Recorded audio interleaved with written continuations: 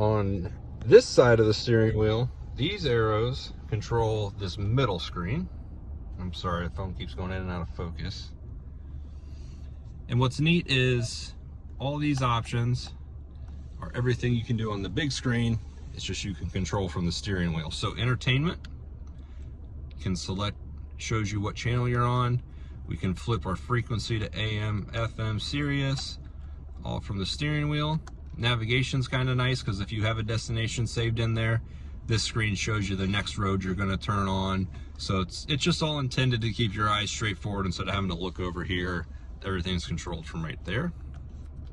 Again, your phone, I saw yours was paired in here, but when a call comes through, name will come up on the screen as well as this screen, and the whole car will ring. Or you can just leave it right here on speedometer and it will stay there. Back to the adaptive cruise, so that is all right here. So when we turn cruise on, we get this image here, which is just like your lane assist. These arrows set the gap for the car. So we can go up to 4. To me, just from different trips, I don't personally have this. It is a nice feature, but if you have it set all the way back here, you are going to start slowing down a lot sooner than necessary, in my opinion. I really usually leave it right there, and even then it seems like it's sometimes slowing down. So like the example I always give is if you're going 70, 75 and you come up on somebody that's going 65, the car automatically recognizes a slower car and slows down to the determined gap that you have set here.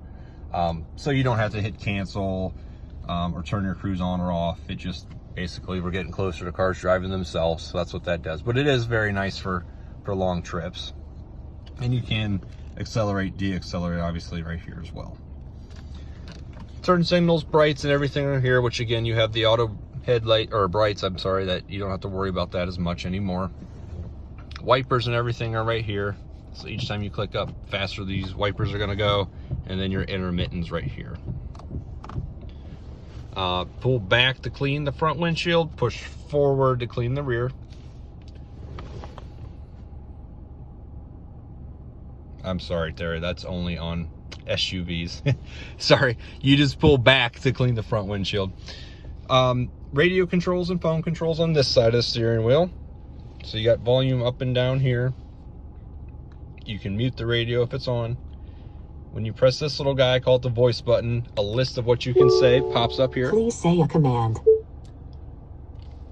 After you hear that beep, that's when you could say, call Talon, call Mick, say a destination that you're looking to go to. For the navigation, you can say I'm hungry, and it'll pull up restaurants around you. Just something you kind of got to use and get used to, but voice recognition is phenomenal with it. And once you do figure it out, it's a great tool. In fact, like when you're driving down the road, you can't type in anything on the navigation. It does lock you out to the point you have to do it by voice unless you pull the car over and do it that way. If a call comes in, this picks the phone up, that hangs the phone up. Or there'll be a green or red on the screen here that you can just press to answer or reject right off the screen. Okay. You probably figured this out by now, but of course, engine start and stops right here. Gear selections here. Always got to put your foot on the brake and press here to start it. If you don't put your foot on the brake and you just hit the engine start, it just turns the accessory mode on. So kind of nice if you just want to play the radio in the car in the summertime or anything like that.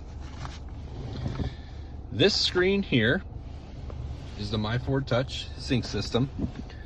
I think we talked a little bit on the phone, but when you hit that home icon, that always takes you to the home screen.